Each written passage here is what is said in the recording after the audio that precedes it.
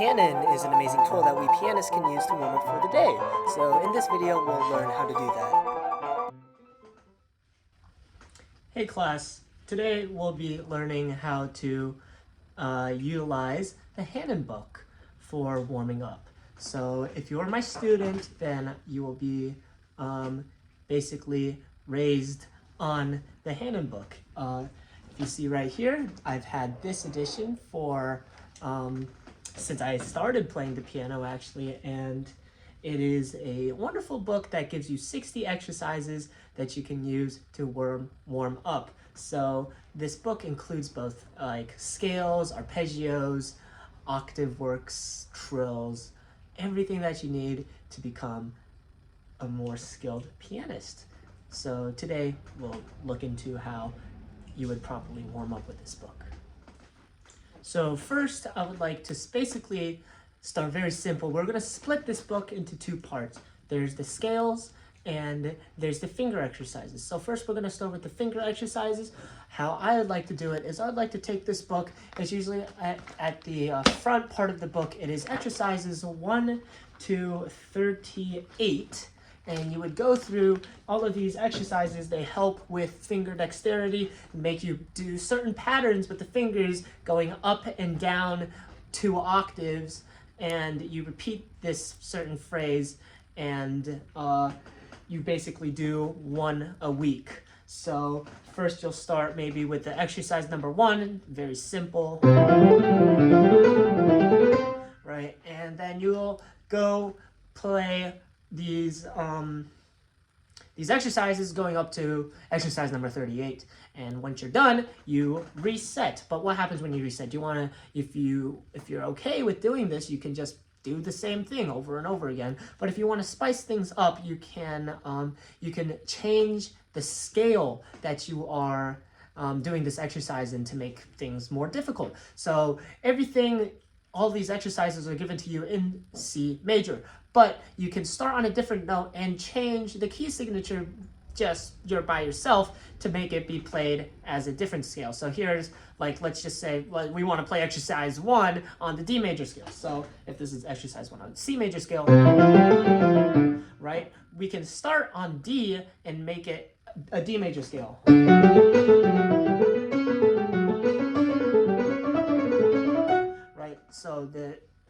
So instead of starting on C with no sharps and flats, we actually start on D and have our F sharp and C sharp, which the D major scale has. So basically go up and down on the major scale. And additionally, if you want to have more focused work, we can go to I've been started on exercise number 45, and we can go to all the way to exercise 60 actually, but that is for more specific focus. So maybe if you had a piece that heavily focused on trills, I believe Hannon number 47 is very good with trills.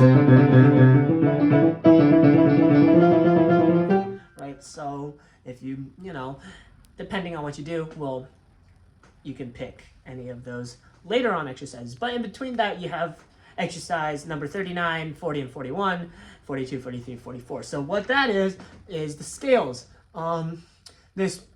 These exercises in between, these finger dexterity exercises, includes scales, chromatic scales, arpeggios, octaves, and thirds and double thirds, third, sixth, and double thirds, I believe. So how would I want you to practice that? Well, let's see.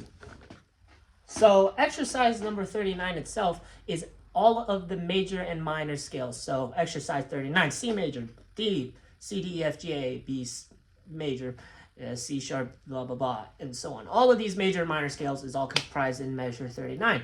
Each week, what I want you to do is I want you to take one of those scales. Usually you would start on C major scale and go up the circle of fifths, first going up the sharps, reset the C major, then going up the flats. So let's take F sharp major as our example, F sharp major, or otherwise known as G flat major. And so what I'd like you to start is I would like you to do 2 octaves with the slow exercise. If you don't know what the slow exercise is, I made a video about it. You can find it on my channel or on my website, but the slow exercise, 2 octaves of the slow exercise.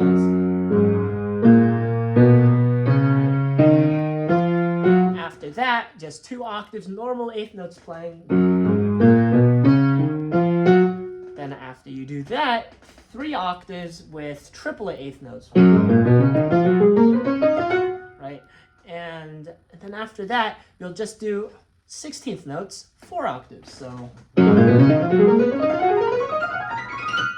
up and down. So also something that you want to note is many students play their scales like you repeat the top note, but that is not what I want you to do. When you're playing the scale, I want you to just go straight up and down without making any pauses. Right, so hopefully that's cleared up. After you do the scale, I want you to do 4 octave 16th note arpeggios. Arpeggios, if you don't know what that is going up, starting on the tonic, the median, then the dominant, otherwise known as the first note, the third note, and the 5th note of the scale. So you'll just go right, just like that, and just do 16th notes, 4 octaves, and after that I want you to play octaves. If you don't know what octaves is just instead of playing 1 note on each hand, you'll be playing 2 notes of the same note. So you'll start on the G flat F sharp octave, and you'll go up 2 octaves. So that'll sound like this. And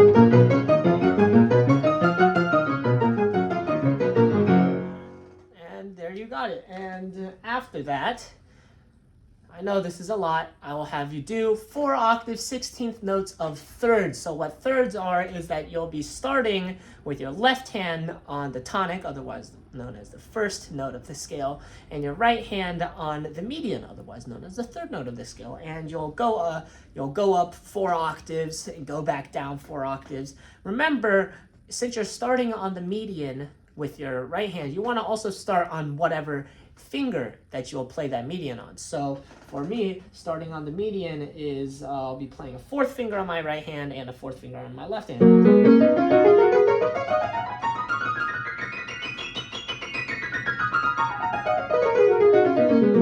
And then after that, you'll play 4 octave 16th notes of 6th. So what are 6? Very simple. You start with your right hand on the tonic, the first note of the scale, and then you don't start your left hand on the submedian, which is the 6th note of the scale. You actually, how I like to think of it is you start with your left hand on the median of the scale, but you don't want to cross your hands over, because if you start your right hand on the first one, then the median would probably you have to play to the right, but we don't want that. You'll start on the median an octave lower. So if we look at our beautiful piano here, so we'll have our second finger start on our right hand on our G flat, and the median of G flat major is B flat or A sharp if you're doing F sharp major. You're doing then you want to go that octave lower and just play. Right, you keep going up and down 4 octaves. And after that, for my more advanced students, we'll be doing double thirds. So very quickly, double thirds is that you play a third interval, so that is the tonic and the third and the median, first and third finger, or first and third note, and you'll take that up, I think 2 octaves and down 2 octaves. I give my students sheet music to cover this because I don't know if Hannon has these double thirds in it, but it'll sound something like.